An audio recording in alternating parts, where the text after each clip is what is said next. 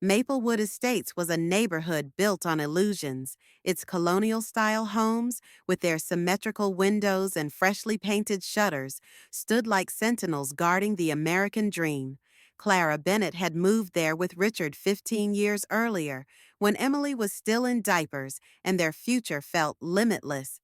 Back then, Richard's laughter echoed through the halls as he swung Emily in his arms, promising Clara they'd fill the house with memories. Now, the halls were silent. Richard's transformation had been glacial. At first, it was small things, a missed dinner, a forgotten anniversary. Then came the sharp suits, the late nights, the way his phone buzzed incessantly, like a trapped wasp. Clara buried her suspicions beneath routines, pruning rose bushes, organizing Emily's childhood photos, scrubbing floors until her knees ached, but the cracks seeped through.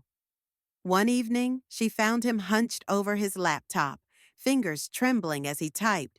"Just work," he'd snapped, slamming the screen shut.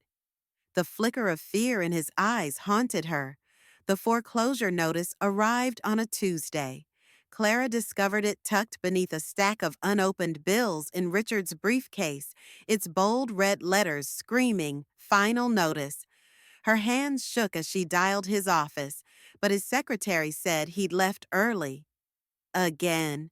That night she lay awake, replaying the last year, Richard's abrupt career shift from real estate agent to consultant, the unexplained withdrawals from their joint account, the way he'd flinch when she mentioned money.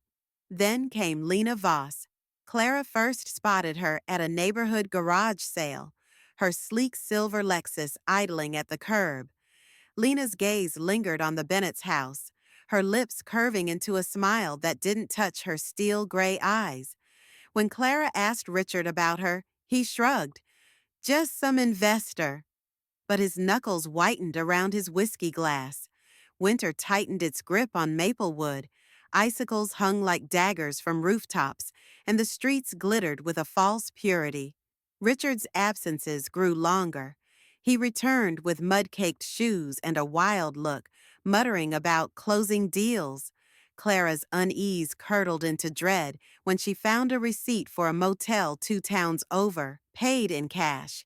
Emily's calls became sporadic. "Mom, are you okay?" she'd ask, her voice thin. Clara lied, blaming the flu, but Emily saw through it. "Dad's acting weird too," she confessed. "He asked to borrow money last week." Clara's stomach dropped. The breaking point came in March. A stranger knocked at dawn, a process server with a subpoena. Richard was being sued for fraud. Clara confronted him, her voice trembling. "What did you do?"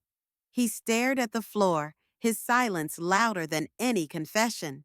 That night, she hacked his laptop. The password, Emily's birthday, unlocked a nightmare. Emails to a shell corporation, forged documents, and a transaction dated 6 months prior. Transfer of 221 Maplewood Drive to Lena Voss. The walls spun. Clara staggered to Emily's empty room, clutching a framed photo of their family, a relic from a time when Richard's smile didn't cut like glass. The next morning, she hired a detective. Lena Voss arrived at noon, the sun glinting off her Lexus like a warning. Clara answered the door, her pulse throbbing in her throat. Richard hovered in the hallway, his face ashen. "Mrs. Bennett," Lena said, her voice smooth as poison. "I'm here to claim my property." She dropped the deed on the table, its crisp edges mocking Clara's frayed reality. Richard lunged, but Lena stepped back, cold triumph in her eyes.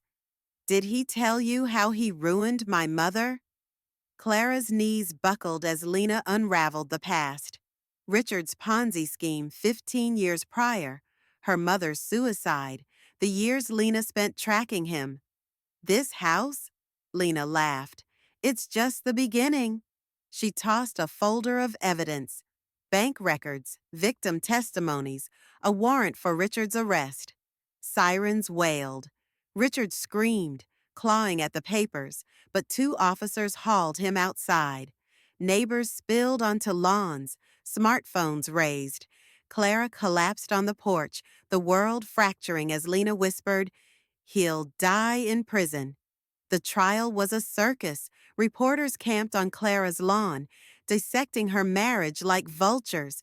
Emily dropped out of college, her trust shattered. How could he? She sobbed, clutching the teddy bear Richard had given her at 6. Lena testified with surgical precision, her mother's portrait projected in court. Richard's defense crumbled, his hidden offshore accounts, a mistress in another state. The jury deliberated for 3 hours. Guilty, 10 years. Clara sold the house to Lena for $1. "Burn it down," she said. But Lena refused. "I want him to see it standing when he gets out."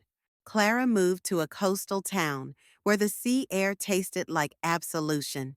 She rebuilt her life in fragments, a part-time job at a bookstore, evenings sketching seagulls, therapy sessions where she learned to say Richard's name without crying. Years later, a postcard arrived. "Clara, I'm sorry. I lost myself." Richard's handwriting, shaky and smudged. She stared at it, then walked to the shore, letting the waves reclaim his words. One afternoon, Lena visited. They sat on the porch, sipping tea as the sunset bled into the horizon. "Was it worth it?"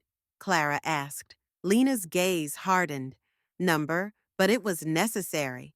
Clara watched the tide roll out, carrying the ghosts of Maplewood with it. Justice, she realized, wasn't a destination. It was the quiet act of surviving.